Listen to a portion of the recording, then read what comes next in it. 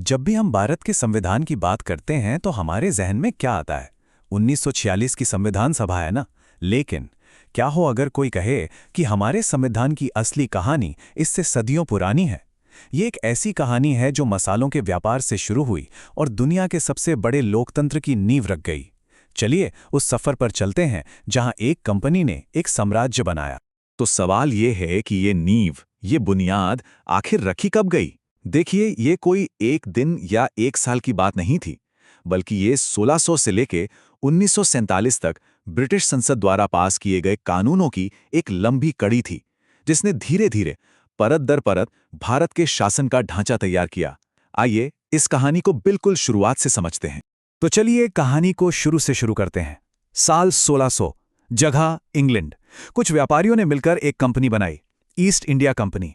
मकसद एकदम साफ था, पूरब के देशों से, खासकर भारत से मसालों का व्यापार करना।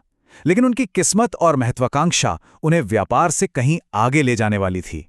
31 दिसंबर 1600, महारानी एलिजाबेथ प्रथम ने ईस्ट इंडिया कंपनी को एक रॉयल चार्टर दिया, जिसमें पूरब के साथ व्यापार करने का एक अधिकार था। दशकों तक तो सब ठीक चला, मसाले, कपड़े, जहाज, बस यही चलता रहा। लेकिन फिर साल आया 1764, बक्सर का युद्ध, और इस एक जंग ने सब कुछ बदल दिया। पूरा खेल ही पलट गया और 1765 में मुगल सम्राट शाह आलम द्वितीय से कंपनी को वो मिला जिसने उसके व्यापारी होने के पहचान को हमेशा के लिए बदल दिया। उन्हें मिले दीवानी अधिकार। अब ये सुनने में तो बस दो शब्द लगते हैं, पर यकीन मानिए ये सत्ता की चाबी थी। इसका सीधा सा मतलब था कि जो कंपनी कल तक माल खरीद बेच रही थी, वो अब बंगाल, बिहार और उड़ीसा जैसे बड़े बड़े इलाकों से टैक्स वसूलेगी, और तो और दीवानी मामलों के फैसले भी सुनाएगी। मतलब एक प्राइवेट कंपनी अब सरकार की भूमिका में आ रही थी। तो रातों रात कंपनी का पूरा कैरेक्टर ही बदल गया।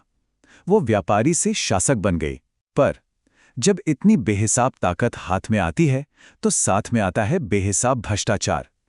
कंपनी के अफसर तो अमीर होते जा रहे थे, लेकिन भारत का खजाना खाली हो रहा था। और जब ये बात लंदन में बैठी ब्रिटिश संसद तक पहुंची तो उन्हें लगा कि अब दखल देना ही होगा। और बस यहीं से शुरू होता है भारत के संवैधानिक इतिहास का वो पहला अध्याय। ब्रिटिश सरकार ने कंपनी पर लगाम कसने के लिए अपना पहला बड़ा कदम उठाया, 1773 का रेगुलेटिंग एक्ट। इस कानून ने 3 बहुत बड़े काम किए। सबसे पहले बंगाल के गवर्नर को एक नया, ज्यादा पावरफुल टाइटल दिया गया, गवर्नर जनरल ऑफ बंगाल, और लॉर्ड वॉरेन हेस्टिंग्स बने पहले गवर्नर जनरल। दूसरा, मद्रास और बॉम्बे प्रेसिडेंसी को बंगाल के अधीन कर दिया गया। ये भारत में पावर को सेंट्रलाइज करने की पहली कोशिश थी। और तीसरा, 1774 में कलकत्ता में एक सुप्रीम कोर्ट बनाया गया, एक प्रॉपर लीगल सिस्टम की शुरुआत। लेकिन देखिए, 1773 का एक्ट एक तरह से पहला एक्सपेरिमेंट था और इसमें कुछ खामियां थी। तो इन कमियों को दूर करने और कंपनी पर अपनी पकड़ और मजबूत करने के लिए ब्रिटिश सरकार एक नया और भी ज्यादा सख्त कानून लेकर आई, पिट्स इंडिया एक्ट 1784। इस एक्ट की सबसे खास बात थी डबल गवर्नमेंट का सिस्टम। इसे ऐसे समझिए, कंपनी के काम को 2 हिस्सों में बांट दिया गया।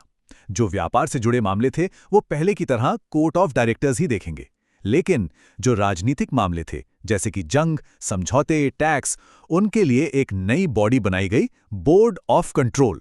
तो अब कंट्रोल सीधा ब्रिटिश सरकार के हाथ में था।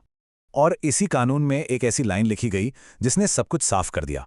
पहली बार कंपनी के कब्जे वाले भारतीय इलाकों को ऑफिशियली भारत में ब्रिटिश संपत्ति या ब्रिटिश पोजेशंस इन इंडिया कहा गया। यह सिर्फ शब्दों का हेरफेर नहीं था, यह भारत पर ब्रिटिश दावे का एक खुला ऐलान था। इसके बाद आए 2 और चार्टर एक्ट्स, जिन्होंने इस सेंट्रलाइजेशन के प्रोसेस को अपने चरम पर पहुंचा दिया, और इन्होंने ईस्ट इंडिया कंपनी को हमेशा हमेशा के लिए बदल कर रख दिया। 1833 का एक्ट एक बहुत बड़ा टर्निंग पॉइंट था। अब बंगाल का गवर्नर जनरल पूरे भारत का गवर्नर जनरल बन गया, और यह जिम्मेदारी मिली लॉर्ड विलियम बेंटिंग को। पर सबसे बड़ी बात, इस एक्ट ने कंपनी की सारी व्यापारिक गतिविधियां खत्म कर दी। मतलब अब कंपनी एक ट्रेडिंग कंपनी थी ही नहीं, वो अब एक प्योर एडमिनिस्ट्रेटिव बॉडी थी, जिसका काम था ब्रिटिश क्राउन की तरफ से भारत पर शासन करना। और फिर आया 1853 का फाइनल चार्टर एक्ट। इसने एक तरह से कंपनी के राज के अंत की घंटी बजा दी। इसने पहली बार गवर्नर जनरल की काउंसिल के लेजिस्लेटिव यानी कानून बनाने वाले और एग्जीक्यूटिव यानी उन्हें लागू करने वाले कामों को अलग अलग किया। एक इंडियन लेजिस्लेटिव काउंसिल बनाई गई जो एक तरह की मिनी पार्लियामेंट थी। और सबसे जरूरी बात, इसने सिविल सर्विसेज के दरवाजे भारतीयों के लिए भी खोल दिए। सोचिए, सिविल सर्विसेज में अब भारतीय भी हिस्सा ले सकते थे और इसी नए रास्ते पर चलकर सत्येंद्र नाथ टैगोर बने वो पहले भारतीय जिन्होंने इस मुश्किल परीक्षा को पास किया। ये उस वक्त एक बहुत बड़ी उपलब्धि थी।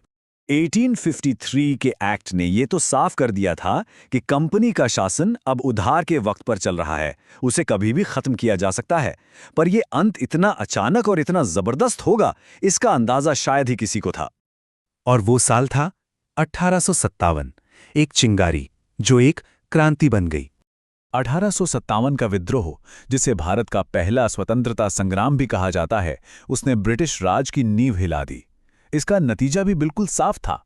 ईस्ट इंडिया कंपनी का लगभग 250 साल पुराना राज एक झटके में खत्म। अब भारत की सत्ता एक कंपनी के हाथ से निकलकर सीधा ब्रिटिश क्राउन के हाथों में जा चुकी थी। कंपनी का राज तो चला गया, पर कहानी अभी खत्म नहीं हुई थी। ये तो एक नए दौर की शुरुआत थी। तो अब आगे क्या हुआ?